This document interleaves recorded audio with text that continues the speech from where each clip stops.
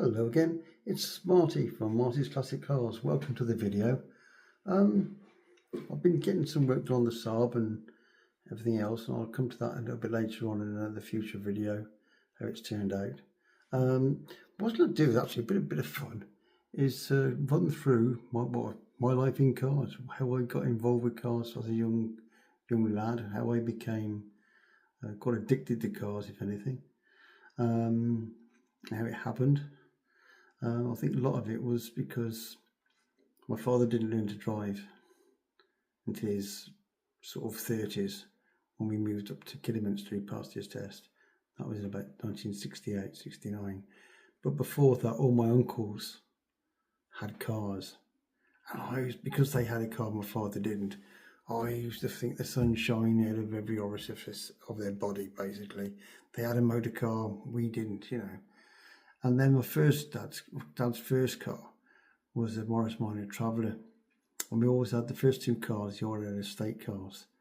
And the thing was with that is it was very reliable as clockwork, this little Traveller was, with the wood on the side, you know. But it was obviously not terribly fast compared to other things that my uncles became to drive in, or one thing or other. So I always idolised what they had, again, even when he started driving it first. But yeah, let's delve into a few photos and then see how I got into cars and the cars I've had in the past, which I thought would be a bit of fun. And you'll see basically like a story of my life in a way, not within to divulge in too many details, obviously, but yeah, let's see how we go from there. Well, it first started, my uncle having cars, my mother's brother, and I remember back when we visited him in Stray, when we had a Morris 1000. We'd moved up to Worcestershire, 68, and he had a sports car. It was a Triumph TR3A, and I remember riding on the back, because they had a little bench seat, didn't they, behind the two seats, actually sitting on the boot, doing 70 miles an hour down the road. That would be uncalled for today. You'd be hung, drawn and quartered by the police if they caught you. My uncle said to me, you better get down from there, sort of thing, anyway. So I did, obviously, and sat down in the little bench seat in the back. Different times, obviously. But then what happened is, yeah, he had this car, only for a short space of time. And next thing I knew, he was living down London. And he's a bit of a Jack the Lad sort of thing, you know. He was a bit of a playboy character and all this, that and the other. His first wife, you could put her on Vogue magazine, and yet despite that, he was having affairs all over the shop. Everything else, he was a bit of a boy sort of thing. And he rang us up one time, so he was living down in London. I don't know what job he was doing at the time. He used to go from job to job, various adventuring escapades he used to get up to. And he bought an Alfa Romeo. Well, that set the world alight to me. Alfa Romeo, that's fantastic. I read about these cars and how fast they were and everything else, and the high specification, where everybody in England was driving around with drum brakes and sort of in synchromesh on just the last three gears without having it on first gear, and you know, sort of over-valve engines. Yet these Alfa Romeos had twin cam engines, 5-speed gearbox, all-round disc brakes, power assisted and everything else. It was just exotic car stuff in what could be a sports car or even a family saloon, and that was too assisted in the Fiats as well. Anyway, it's just his first car that he had, well, his Alfa he had. So here's a picture of this one.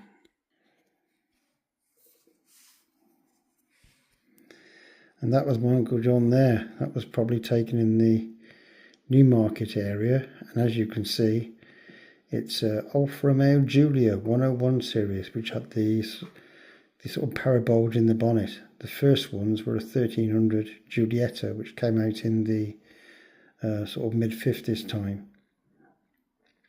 But this one looks like about 63, 62, 63. So it had the 1600 in it. I think he said first it had the single carbs on it, whatever. It was a standard sort of specification, but he transferred it. He got it to have twin Webbers on it, make it go a bit, you know, basically make it Sprint Speciale spec, if they called it, Veloci spec. And that would give it a lot more go, of course. And of course, he used to tell me I used to rip off MGs and this sort of thing. As you can see, there he is, cool as you like, cigarette in hand, signs of the times. I don't know if the car's still on the road or not. I can't see the registration so well here. Pretty interesting to know if it was. Let's have a look. Is it B reg, is it? Can't see what the first letter of the registration is. 37B, is that? 37A? Yeah. That was taken in the early 70s. There you go. A bit later on, he got married again to a young lady, a very pretty young lady. Still doing his ways and doing his stuff. And there's a picture of us together. That's me. Taken about 1975 or 6, probably been about 15 years old. Simon polo top, Wrangler jeans, and my long hair and shades. There's my uncle there looking a bit of a dude himself. Stood by a Rolls Royce, which wasn't ours. So again, I've actually put that registration in. I think that car's still going actually. It was in Fern Green, I think. It was just in a car park. So we just went and stood by it and got the old chap to take the picture. So, but he had all sorts of cars, you know. He had various Alfas later on. And like a 3 litre Capri. He always had something going on. But he got me into cars originally. As I say, my dad at the time had a Fiat 125S, the special with the 1608 twin cam engine in, and that was a flying car. It really used to go well. Very few of those exist today in the UK anyway. And later my father went to own on a 2 litre Alfa Romeo 2000 Berliner. TJW1L was the registration, and I found that car for him on my paper round. But from an I looked at somebody's evening paper, found it classified, wrote the number down the back of my hand, and then we rang about the car and bought it from Dudley, would you believe? But that was a picture of my uncle John there, and the Rolls Royce we stood by. That was taken in sort of Newmarket area again. We used to visit the grandparents up there, and so that was the Rolls Royce we stood by. You can look at that registration. I'm sure that car probably still going, as Rolls Royces usually are. My first car, I passed my test in June 1979, a particularly hot day when the driving instructor was noted to be very strict and a bit hard on people. And I didn't think I was going to pass my test as soon as I got in the car, because he had this terrible hay fever, and it was a boiling hot day, and he was snuffling and whatever, and you know, really blowing his nose all the time. His eyes were watering, his nose was red. I thought, oh God, I've got him on the wrong side of the bed here. Mr. Reardon, his name was. Anyway, I did pass my test first time, although I did make one mistake. I corrected myself on it, and luckily got through. But my first car was a Hillman Imp, which I unfortunately don't have photographs of. XAB 308G, a white one. It was a standard spec car. The later dash on it with the plastic dials and so on. Yeah, I had a few problems with it because I used to leave the choke on too long. Cause I had this fiddly thing on the floor for the choke being rear-engined, you know. But I quite liked it. It ran very well. But then it started burning oil in that because I left the choke on too long. It was a bad habit of mine at the time. I realised that you need to get the choke in as quickly as you can once the car's warmed up. But I sold it on. And the reason I sold it on, because when I was at school, during my last year, I got a job in a National Benzel garage with the Smurfs. Do you remember those? Smurf garage, yeah. And a guy came in, he was rebuilding this Mini. And he came in, he used to use the airline out to clean the ports out on the heads and this sort of thing. And I got talking to him. Later on, after he got it rebuilt, I was struck with this Mini. Despite the fact I always wanted Italian cars and stuff like that. I was struck in the way this Mini went, and he just moved up the road in it. And of course, he made the engine, the A-Series engine, into a 1380 with twin SU carburetors, an SG 940 head, which was the Cooper S11 stud head, 731 cam. He had all the crank nitride and this sort of thing. But I was taken by this project that he did. And when I saw the car, I was quite smitten with it. I thought I'd really like to own that. In those days, although I loved Italian cars, and I found my dad's Alfa, and I was really enthused with my dad's 125S, and all the other Italian cars that people had. In those days, foreign cars were thin on the ground, not like they are today, because of the coming out into the common market, that sort of thing, that started to take hold. But people in this country still, by and large, sort of bought British cars, although the more foreign cars were coming in when they found out about their reliability and perhaps higher specification for the value for money and this sort of thing. So that went on then. So my first few cars were British cars. Parts availability played a part, important part in that as well, having just learned to drive. So the imp I had I actually bought it before I passed my test, about February 1979. I sold it about September, October time. And then I got in touch with the guy who had this Mini. I went for a ride in it, by which time he'd run it all in and everything else. And I had to buy it. This thing was the fastest car in acceleration in certain speed departments that you could believe it was phenomenally fast. I was going down the back road from Bewdley once, and I nearly 95 miles an hour. It was capable of 100 miles an hour, but it was all out at that because it had 10-inch wheels, Goodyear Rally Sport tyres, and it was the business. But unfortunately, Christmas Eve 1979, I nearly lost my life in this Mini.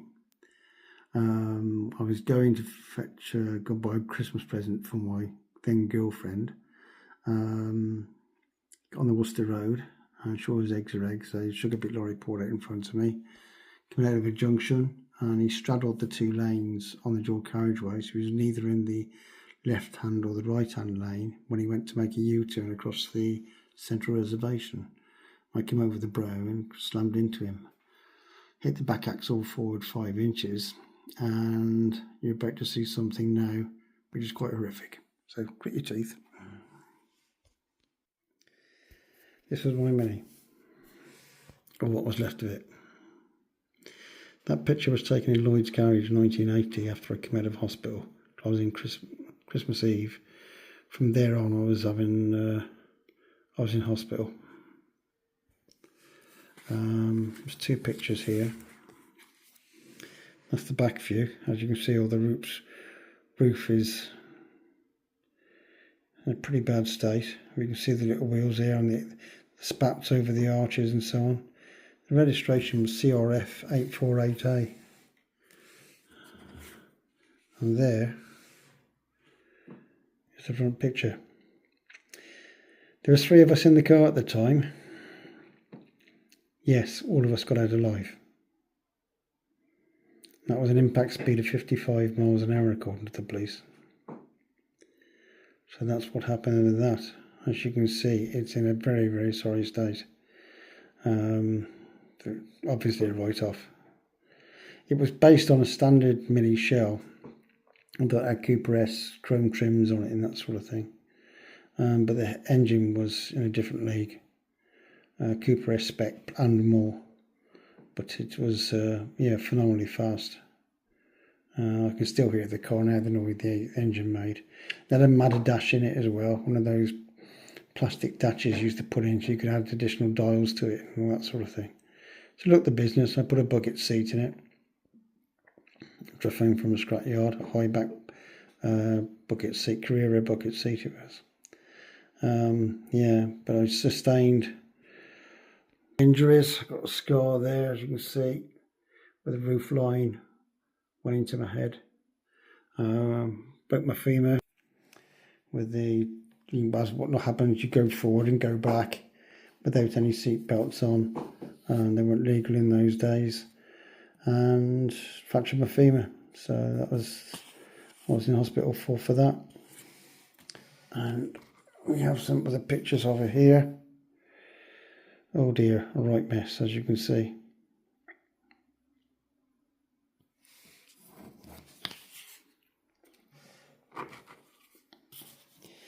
This is inside with the steering wheel. There's a roof line there.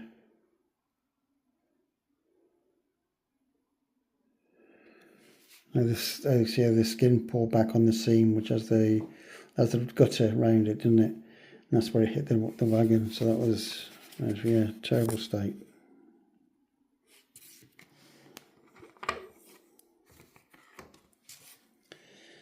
Picture there, some detail. What can we see there? Taken from another angle. Yeah, still from the outside B post, from the B post on the outside.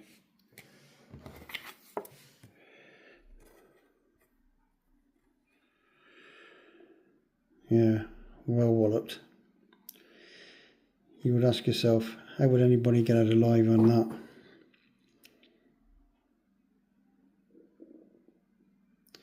But the three of us did. 3 young lads. Yeah.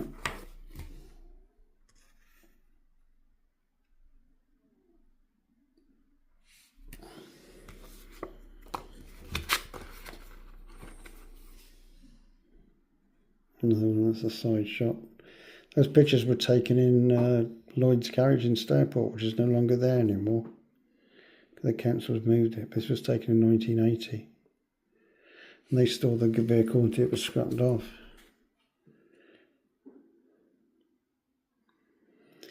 Yeah. Needless to say, after that accident, I was some time before I bought a new car. I was 2 weeks in hospital over the Christmas period, and some time off work and my leg on a hoist. If I wasn't in traction, but I was on a hoist for some time, and then they got me home. And I remember the police coming round, my friends coming round to see how I was and this sort of thing. Girlfriend coming round, seeing me and what have you.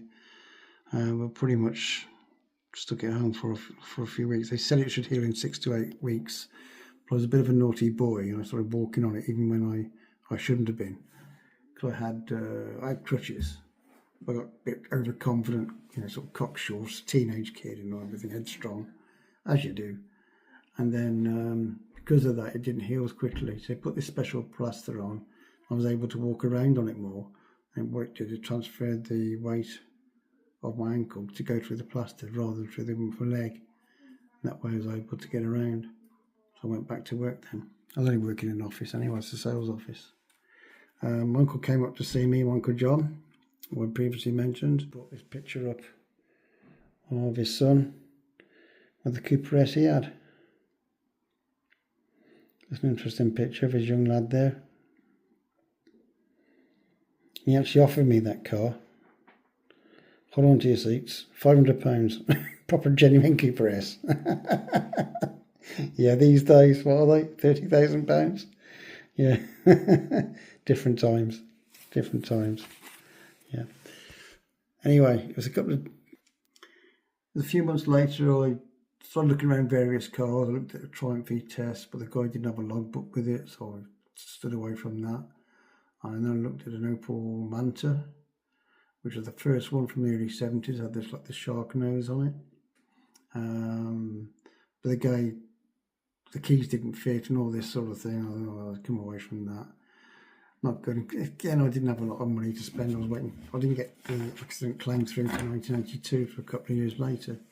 So I was saving on my money, basically, to try and get another car. I looked at various cars, tried Fiat's, and I think I looked at a Ford Cortina Mark III and whatever. And eventually, I bought a Ford Escort Mexico. And this is still going, but there she is. That was my Ford Escort Mexico. That picture was taken in 1981. I actually bought it in about October, close to Marshall on the RAC rally with a local motor club. And I'm going to watch the rally end of 1980. That's when Henry Toivonen won in the Sunbeam Lotus, and Hannu Mikkola was chasing him towards the end after he'd had an accident himself. But it broke the spell of the Escort runs, wins on it. This one wasn't a bad car, but again, these cars now go for what, £30,000. So hold on to your seats again. I bought it for £700. £700. Yeah, she was a good car. She was alright. Took me on holiday. I used to use it every day of the week. Drive to my office job and back. You know, it was just used as an everyday car. Went on holiday with it. Went out dating my girlfriend with it. Nightclubs and so on, as you do back in the day. It wasn't used as a classic car as they do these days and store it for winter and that sort of thing. And there she is again, showing off her spotlights. Standard cross-flow engine, same engine as fitted to a 1600 E-Cortina, if the truth be known. Only about 88, 89 brake horsepower. But because the Escort is so rigid and so light, that's why it made a fantastic rally car. It wasn't a BD8 Cosworth version or Lotus twin cam, just a standard Mexico. And there's me, sporting some rather 1970s, 80s clothing. I'll tell you now, as Michael Caine said, back in the day, that was all the go. So you might say something, but that was all the go. But she was a good car, she was alright. Sold her a year later. I had a little bit of a loan to buy it. I wanted to get rid of the loan. So I sold the car. I sold it for about £800. So basically I had free motoring for 12 months and I hadn't done much work to it. I'd done some patching up on the exhaust and give it a service, oil change and filters and that sort of thing. And that's all I did to it all year. It did misfire on me once pretty badly. It was found to be the rotor arm. There used to be like a little metal foil clip on the top. That had actually fallen off, broke off. Made it go on to 3 cylinders, but it was just a new rotor arm. So that's the only problem I had with it really. It was generally a very, very good car. Bodywork was starting to go a little bit on her. She wasn't immaculate, but she was in good condition for the year. But as I say, gave me very little trouble. Straightforward Ford engineering as it was in the day.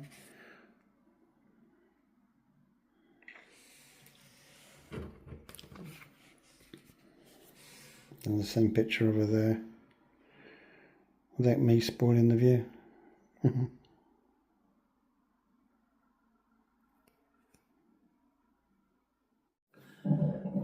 My next couple of cars I don't have pictures of. When I sold the Mexico, I sold it to a young lad in West Midlands. He came to look at it after I put it classified in the evening papers and bought the car. Very pleased with it. Yeah, I think he kept it for a couple of years before it went to the rusty heavens in the sky, or I don't know what the final outcome was of it. But I bought an Audi 100S Coupe. That was a local car to ourselves. It belonged to a garage proprietor locally to myself in Kidderminster. And I had the car for about, I don't know, 10 months, something like that. I just started working self-employed in sales and I wanted another car, and I just finally come into the money from a car accident, and I always wanted an Alfa Romeo. I loved Italian cars, whether it be from the 70s in particular, whether it be the Lancia Beta, whether it be the Alfa Romeos from the 60s and 70s, or the Fiats, even the Fiat Coupes, the Fiat Saloons. I really did like the Italian cars as my thing. And Alfa Romeo was my number one. It was my first love in motor cars. And so I bought a 1300 GT Junior Bertone body. I then sold my 100S Coupe, which was quite a nice car. It had a spoiler on the front, an aftermarket spoiler on the front. Very comfortable, held the road very, very well. Burnt a little bit of oil. It needed valve guides doing it or something or other. But I sold it on to my uncle of all things, which didn't go well because we had a dispute financially over the car. So we had a big fallout over that, unfortunately. He pounced the check. In other words, I didn't think it would happen to me, but sure as eggs are eggs, it did. And yeah, we had a big dispute over the car and it went legal and all sorts. So just leave it at that. But I had the Alfa for about 12 months, and it wasn't the most reliable of cars, but it drove exquisitely. The steering was superb on it. The brakes were all-round disc, but they had a floor-operated pedal, which had like a linkage going under the floor with going into the master cylinder, which used to freeze up in cold weather, unfortunately, so you had to keep it lubricated. But the gearbox was a delight, and the handling was exquisite. You could feel everything the car was doing, yet the car was so smooth to operate. The gear change was gorgeous, and the twin cam, only little 1300 on twin Webers, 90 brake horsepower in those days from a 1300. That was really going some. And the fuel consumption, I get sort of 27, 28 to the gallon on it most of the time, I suppose. We started to burn a bit of oil, and I bought a brand new car shortly after that. Only kept that for about 12 months and then sold it on. Got married, and I took a while before I had a car, but the marriage didn't last too long. I had my son, as I've mentioned on previous videos. From him I became a single parent, but I had some money. I wanted to buy another car, and again, Alfa Romeos was my first love. So I started looking at a couple of Alfas locally to myself. So that's what I was going to go into. So let's have a look at those. I'll look at this one. I've had it for 7 years, an Alfa Sprint, and I did quite a bit of work to it actually, which I'll show you. And there's me in my acquisition from 1988. It was a 1983 Alfa Sprint Speciale. One of the last editions before they went to the lower profile tyres and the slightly tweaked engine. 95 brake horsepower, 1.5, twin Weber carbs, 5-speed box, all-round disc brakes. Yeah, that's me given a bit of love, as you see from there. It's actually quite a nice colour combination actually, and I love this car. But I bought it in the dark and I was desperate to get a car, and sometimes that can have its consequences. There's the special edition number plate on the last of the line, Speciale number 166. And these Speciales were characterised by having a brown, not a black front dashboard and trim. Rather than the standard black trim, it was coloured in brown, special order. And it was the last of the dealer line for the UK. They did some Trofeo models which looked very similar as well. But I don't know how many Speciales they actually produced in it and all. But I think there was one car going in the Alfa Romeo Owners Club for same spec as this, but I think he put different wheels on it and one thing and another. But yeah, great cars to sod, weren't they? Fantastic handling and everything else. Mine went round corners like a train. It was fantastic. But I had to take a grip on it, which I'll explain to you in a moment.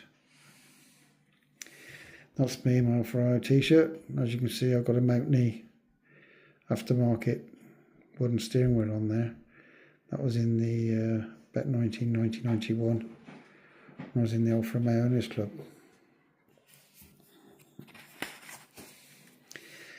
Bodywork started to go, usual places, as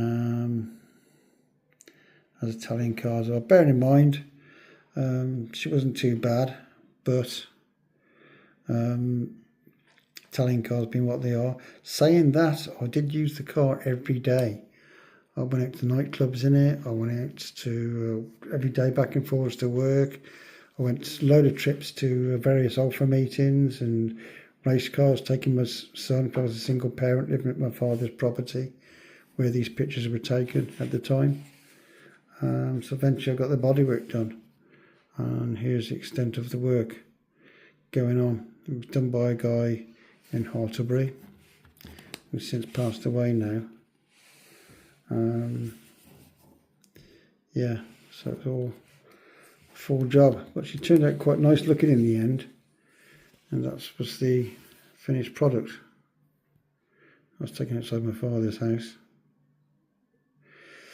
Now, as you can see very well, not that clearly, but if you look at the bonnet line on it, it's slightly proud.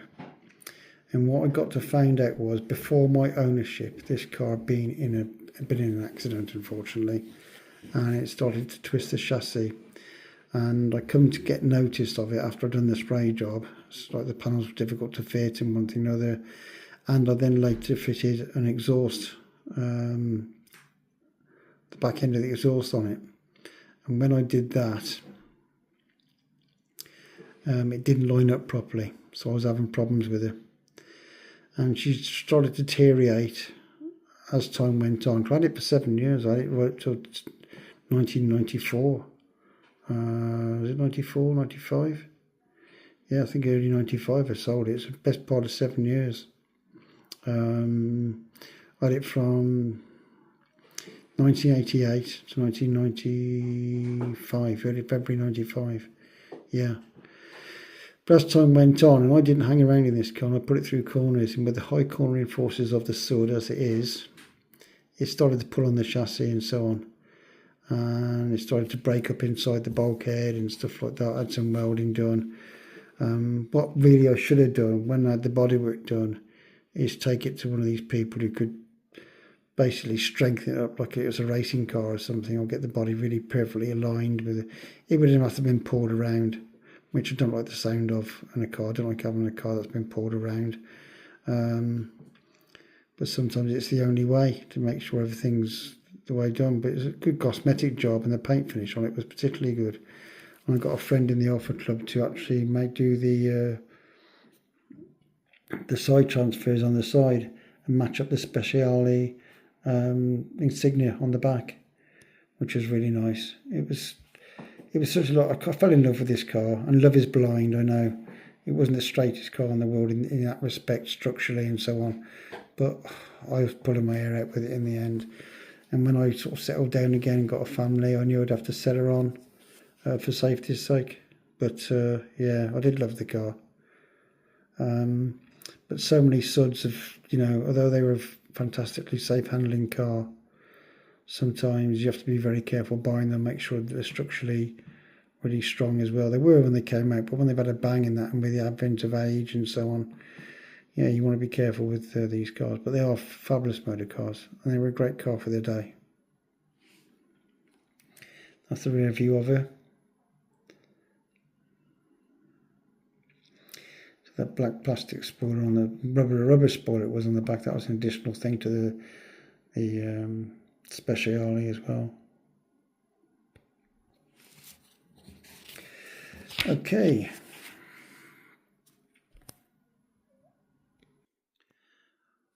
I stuck with the Alfa thing because Alfa Romeos were my love. So my next car was probably, in essence, probably one of the best cars I've ever had, which was an Alfa 75 Twin Spark. I didn't buy it from an Alfa dealer. It had some Alfa Romeo service history, but not all of it. And later on it went to sort of several garages, but they stamped the book up and everything. But as a straight car and a really good car, she was really, really good. I'll show you some pictures of her. There's another nice shot of her. Nice one taken in the back garden, my dad's back garden. Yeah. Nice colour scheme. Nice car. Unfortunately damaged underneath. I think this main structure was the problem with it, though it looked very well. And I traded it in at the end of the day and just bought a four-door saloon. I think I love this Sprint more in a way, although some people frown on them not being genuine Alfas, not being made in Alfa North factory and so on. But they got a huge following, Suds have. And yeah, I went everywhere in this. That of Alfa Romeo Owners Club meetings, which I was a big participant of, race meetings, Silverstone, up to Cheshire, all sorts of things. And with the Ferrari Club as well when I first joined that. So it stayed with me for some time. Had a lot of sentimental value. It's a pity. I had the engine rebuilt as well by a local person, so the engine was okay. Just that the bodywork structurally was problems with it in a way. I remember braking one time and it virtually spun round on me, so it had to go. Obviously with the family coming on board and so on. And here is that famous badge, Alfa Romeo. That was the front nose cone of my Alfa Romeo twin spark. The old badges used to have the word Alfa Romeo Milano on, but they stopped doing it a bit later on, with the integration of the Sud factory being down south and everything. They standardised all the badges pretty much in there, how they looked. I was very, very fond of this car. It was a good car. And when I took this car to work, when I was working in the motor industry, I used to manage a manufacturing plant for a local company who supplied Jaguar, Land Rover, Toyota, Honda, loads of people with interior trim parts and so on. It got a lot of praise from my friends in the factory and so on, and even introduced another young lad to being a fan of Alfa Romeo and driving Alfas himself. He joined the owners club too. But yeah, I really did like this car. Bought it in, when was it? I actually bought it on Valentine's Day 1995. I do remember that, yeah, Valentine's Day, buying an Alfa Romeo. What about that? Fantastic. And this was the engine bay. So as you can see, a pretty much very clean car really. You'll notice the exhaust manifolds on there. I put what's called a CSC performance exhaust on it, which supposedly generated a few more horsepower. Yeah, but I love this car, and it was very, very good. It didn't burn oil and nothing like that. People say the Alfa Twin Cam burns oil. Need not be. And this car had done 100,000 miles. I bought it with 80,000 miles on. And it wasn't complete service history, nor did I buy it from an Alfa Romeo garage. I bought it from a second-hand car lot in Kidderminster. But it was just presented very well, and I sorted a few things out with it at first and that. But once I'd done that, she was fine. She's a really, really good car. And she used to go like stink. She really does. These cars are nearly as quick as a 3 litre, but they actually drive a little bit better because it's a lighter engine in the front, and it gives that weight distribution more closer to 50-50 than when you got the V6 in. Yeah, I really like this car. Unfortunately, I haven't got too many pictures of it on its own.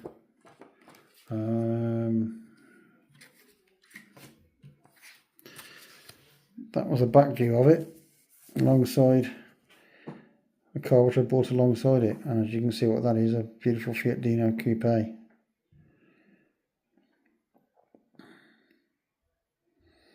But the twin spark, yeah, great car. When we looked at the example on the Alfa Romeo Owners Club on the latest NEC Classic Car Show, couldn't get over how small it seemed compared to so many other cars now. It just seems such a small car. I do remember having it in the garage and being able to get round either side to it if I had to change wheel. But I can't do that with my Saab now because it's that bigger a car. I have to make sure I put it outside first, being in just a single garage and so on. Yeah, this was a good car, the 75. Unfortunately, didn't meet a great end. What happened was I was doing my bull racer thing, and the lad I introduced to Alfa Romeos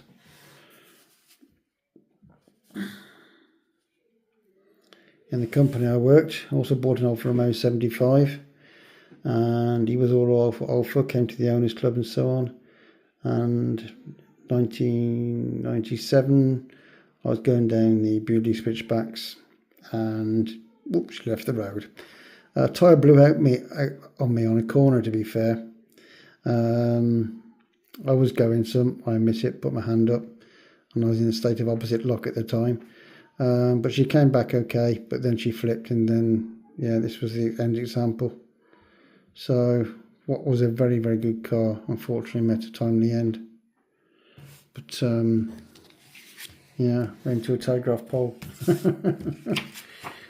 As you can see there, I wasn't injured so much, I had a bit of whiplash, stuff like that. But yeah.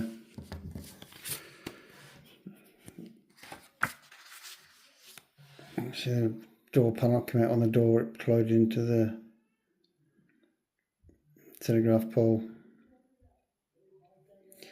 But that was, but I got the insurance money back, like it was under classic car insurance at the time, so it didn't affect me. And as I say, after a few minor scars and what have you, I was okay. So either way, one of the things at the time in the early 90s, after the stock market crash in the late 80s, the prices of Ferraris and collectible cars came right down. And I was thinking of buying a 308 or a 400i Ferrari. I joined the Ferrari Owners Club at the time. But when I met Jo and we started to start up a family, Jo having her own son and myself having David, buying a 308 seemed a bit selfish, because unless you bought the 308 GT4, you didn't have two proper back seats. So I joined the Ferrari Owners Club at the time. That was going through a bit of a political row at the time, unfortunately, and some of the members started up a new club called the Ferrari Club of Great Britain. And I then later became the social events secretary of that very club. But rather than buy a Ferrari 308, I bought this Fiat Dino JBY 255J, 2.4 V6 Ferrari engine, 3 Weber carbs, 5-speed ZF transmission, limited slip diff. Yeah, fabulous motor cars, really, really good.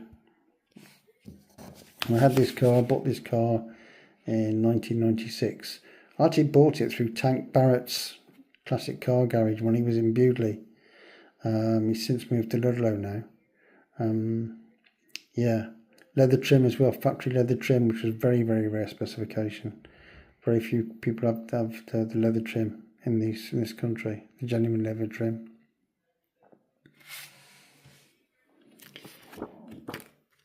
This is where I first bought the car. It wasn't a standard Dino colour. It was outside this beautiful manor house. And when I drove up the drive and went past the quarters, what would have been probably the servant's house at the end of the drive, and went down a drive which was probably 400 yards long to this manor house, and seeing this car outside, I was pretty much sold straight away. But I had to try and give it a good sort of look over. She wasn't blowing smoke or anything like that at the time, but I did notice a cheap can of oil behind the passenger seat, so I think it was burning a little bit, as I got to find out.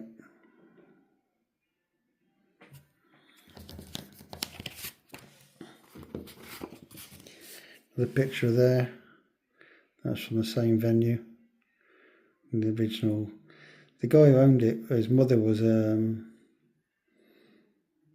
he was the son of a knighted person, actually. She sold paintings and so on.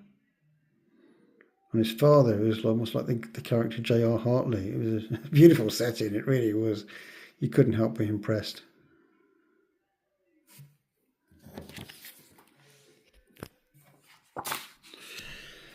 That was there at Italian Car Day. I think that was taken at Goodwood. I drove there.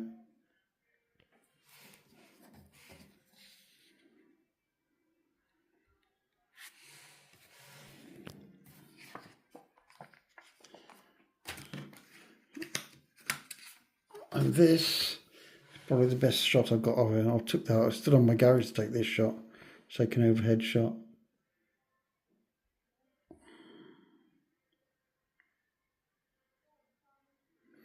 There you can see the genuine leather trim inside in brown leather.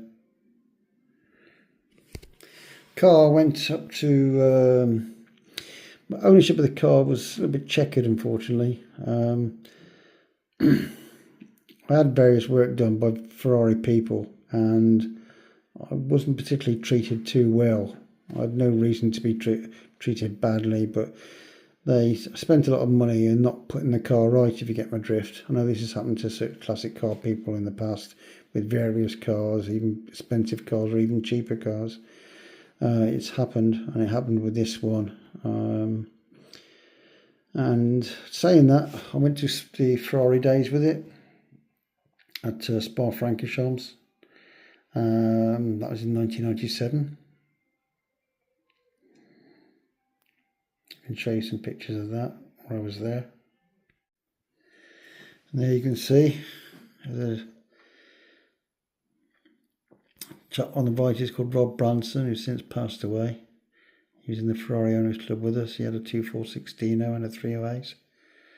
And John in the middle there had the reds, had a silver 308 GTB injection. I think it was the first injection car without being the 4-valve one. 4-valve per cylinder car. And that was my late son. When he was a young lad, he came with me, Spa-Francorchamps. Then you got the background, you got Eau Rouge going up on the back. And that was John going out on the track, his 308 GTBI, and my son was actually sat with him when this picture was taken.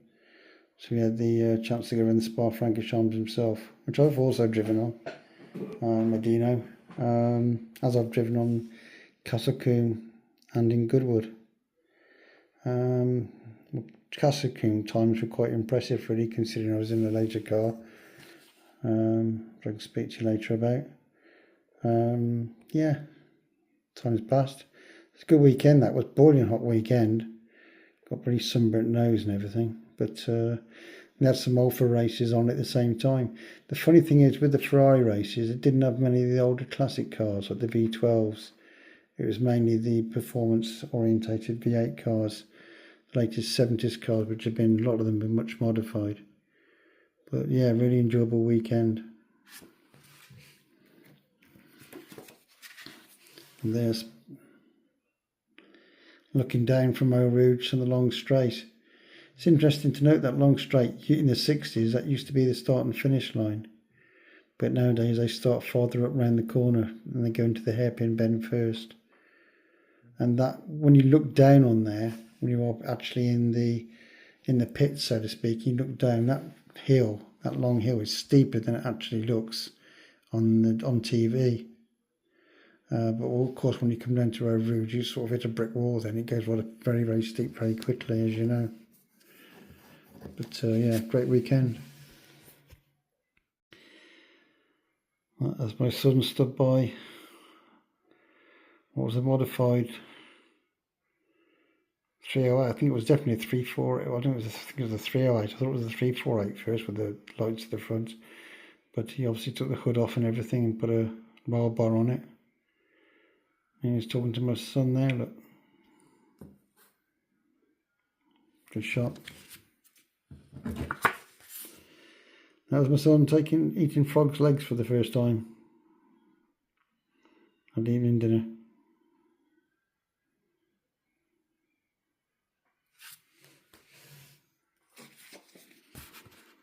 There he is again.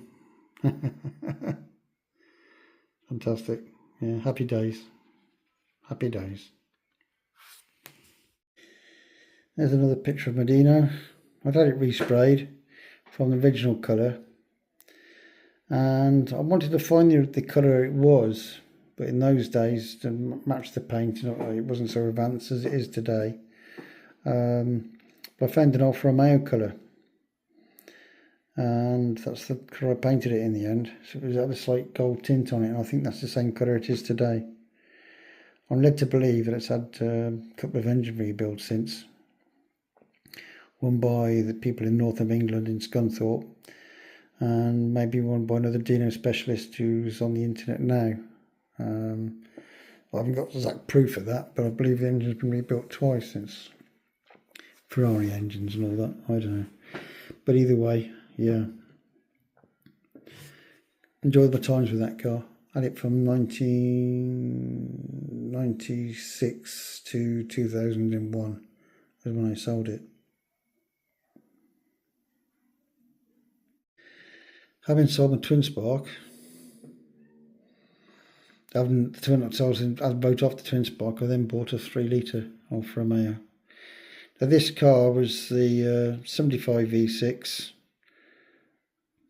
Buso engine. Went like a storm, as you can imagine, as they do. I actually went to the south of France and back in this car, and down to Carcassonne. I didn't miss a beat. It was fine. It did it in extreme heat. We travelled, like, I forgot how many miles it was there.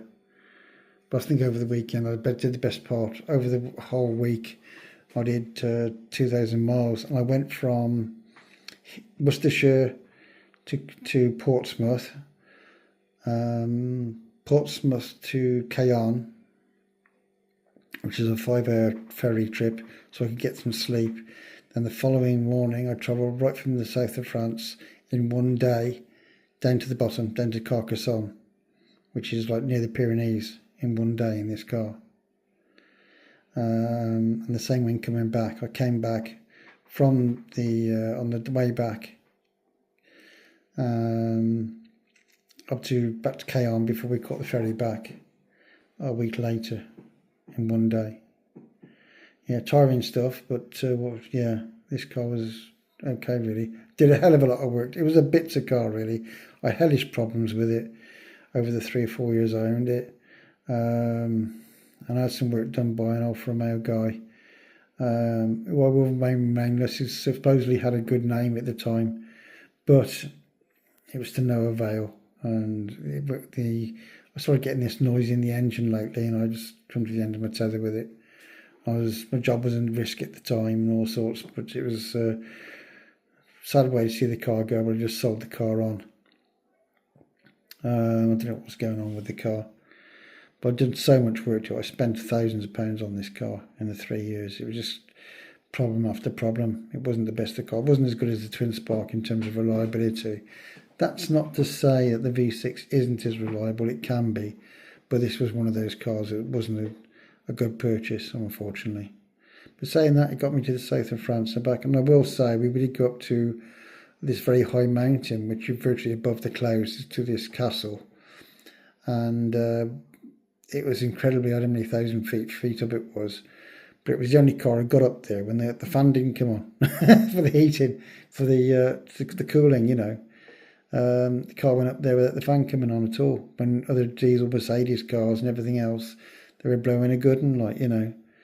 So in some respects, she was very good, but in many others, she wasn't, unfortunately. But and again, I had some work done by an Alfa Romeo specialist, which I wasn't very happy with at all. After spending several £1,000s with him, unfortunately, not to fix the car. I think by that time I'd lost my patience and my confidence in the Alfa Romeo people. I went through a bit of a bad time with it, unfortunately.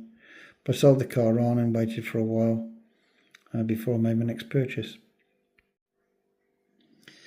That's a full picture of the Alfa.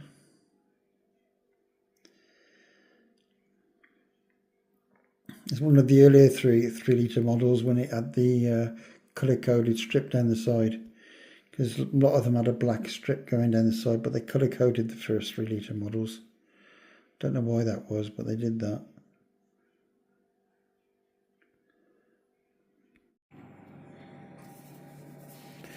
Now after I sold the 3 litre Alfa on, I was without a car just for a couple of months, and I was looking for something, again, Italian.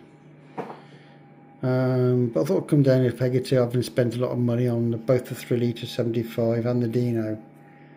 Unfortunately, I went through a bit of bad luck there, as I say, with people working on it and so on. So I thought I'll just find myself a cheapish car to buy. And in 2001, I found this ECK 190S. This was a Fiat 132 1800 ES. This was the last of the line of the 1800s before they brought out the 2 litre car. They were available in 3 colours, and 3 colours only. They had tinted glass, velour trim, alloy wheels as standard, and metallic paint. And metallic paint colours were Argento, which was this one, metallic, and there was a gold colour, a metallic gold, and a metallic blue. And the gold ones had like a brown trim, brown velour trim, and the silver and the blue ones had a blue trim, which is what this one had. These are very, very, very underrated motor cars.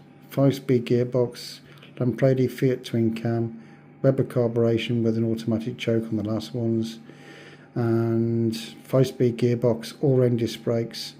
Very, very comfortable, very, very lovely car. I wish there was so many more examples left of these cars on the UK roads today. I had this car from 2001 up into 2010, and for the first few years I just used it as a everyday car. I didn't use it every day to go to work. I used to ride a push bike to go to work. I was only working locally in the motor industry, as I was at the time. I was there for 10 years and managed a manufacturing unit, as I said before. But I really did enjoy this car. One of the reasons I bought it was going back as long ago as 1984, when I didn't have a motor car. My granddad had been suffering from cancer, and he had a Fiat 132 at the time, an 1800 GLS, which was similar to this, but obviously without the metallic paint and sun-dimmed glass and so on. Had the steel wheels with the hubcaps. But he loved Fiats. And after we sort of, when my father first bought a Fiat, he just, typical of people today, we bought a foreign car, But when he rode in my dad's 125S, he was quite taken with it, and he bought a Fiat 124 Special, which is a 1438cc, and then he bought a Special T with a 1600 twin cam in, 124 Special T, and then he bought this 132. But that was the last car he had, because he was suffering from cancer, and he had suffered from it from 1982 to 1984, and just before he passed, he visited my parents. He offered me the car. And he didn't put a price on it. I get the price, and he said, you can have it if you want to. But I was in no position to own the car then at the time, unfortunately, because I was saving for my first house.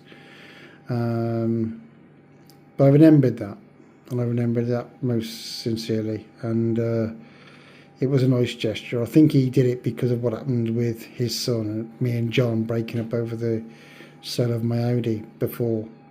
But he passed away later on that year, and I don't know what happened to his car.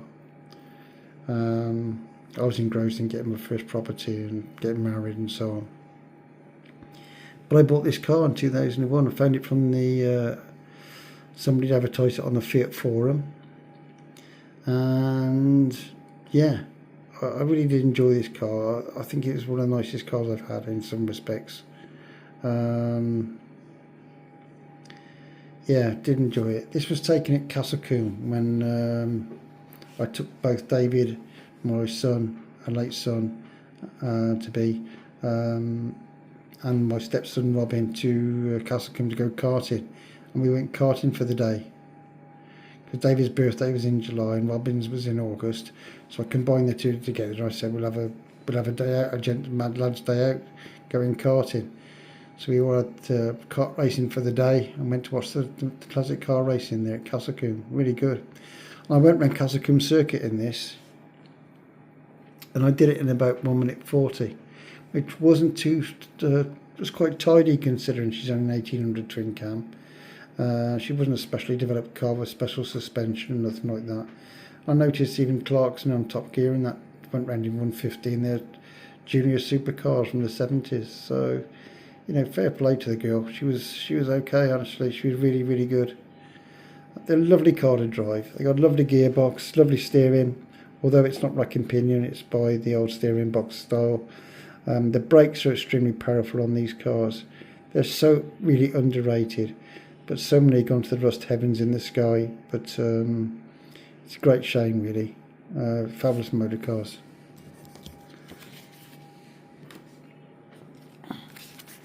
There's a picture of the Lampredi twin cam engine for you in the layout there. It's got the cam belt cover on the front.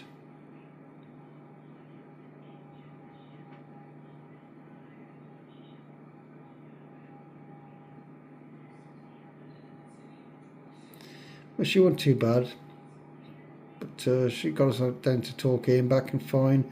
Went to London and back in it. I went to the Ali Pali show there. Actually had a kiss with the James Bond girl, my claim to fame, Carolyn Monroe. Now these next two pictures, if you look on the Fiat Motor Club forum and you looked up Fiat 132 ES, these next two pictures feature on that forum. And this was taken outside of Shelsley Walsh Hill Climb. There's that one there and that one there. That's when I first had her. And what I did, when I was a member of the Fiat Club, I actually wrote what was called the Fiat 132 an ownership overview, which actually appears on the Fiat Motor Club website. And that's still in my name. I wrote an article on the history and the development of this particular model.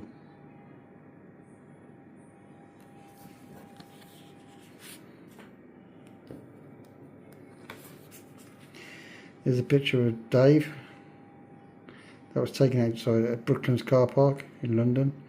We went to see the Italian car day. That was about 2002, something like that, 2003.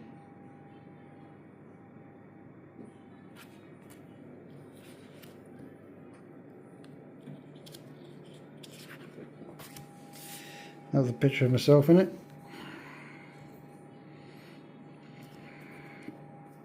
When I first had it, the grille on it wasn't quite correct. It had been blackened out for some reason. I think they just go black with age, but the first photograph you saw had a nicer grille, which I bought from somebody in the Fiat Club. Again, taken at Brooklands.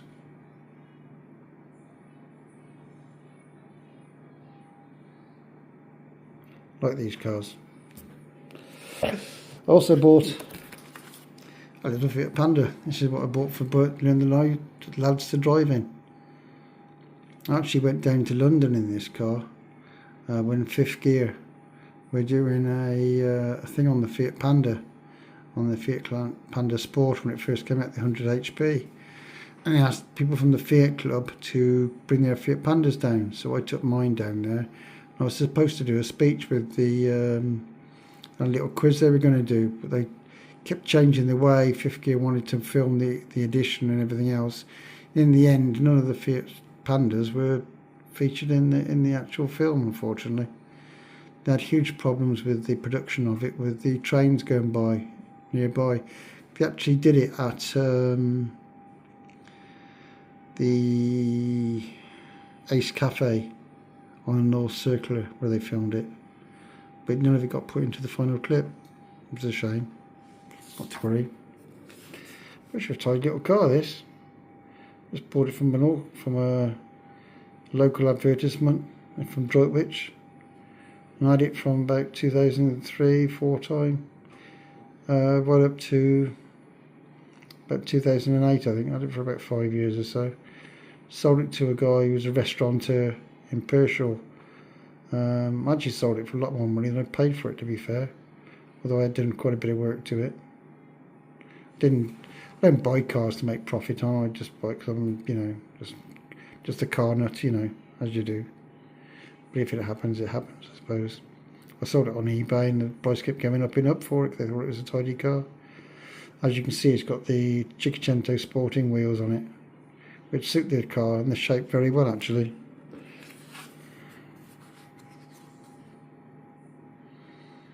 She's a good little girl. She's alright. Fire engine, this is really good. It's only 1000cc, single point injection. Cracking little engine, really good.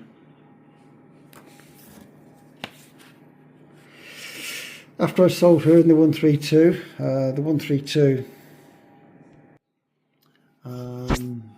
had a van put across me, unfortunately, and so the classic car people, insurance people, paid up. When I had the work done to it, it wasn't all to everybody's favour, and so I got into legal dispute with the body shop, classic body shop that did it, got the money back, then sold the car on. I sold it to a guy in Bedford who was a restaurateur, Italian guy actually, and he was going to restore the car with another 1800 ES he had there. There was only 3 in the country at the time. There was a gold one in Scotland, and he had a blue one, metallic blue one, and